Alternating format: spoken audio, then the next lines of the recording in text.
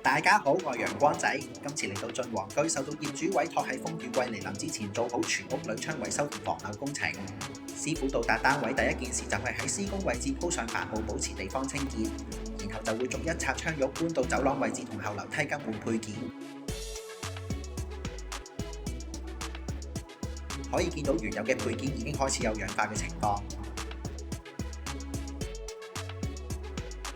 嚟到防漏工程部分，可以見到原有嘅防水膠已經開始剝落，令到雨水乘虛而入，所以露台開始有滲水嘅情況啦。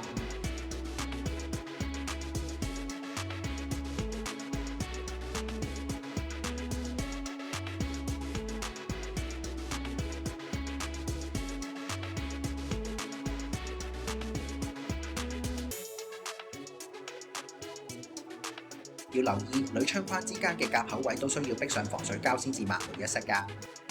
檐縫位置足夠可以加裝埋擋水濾角，阻擋雨水流入窗口。最後塗上透明防漏膜，咁就大功告成啦。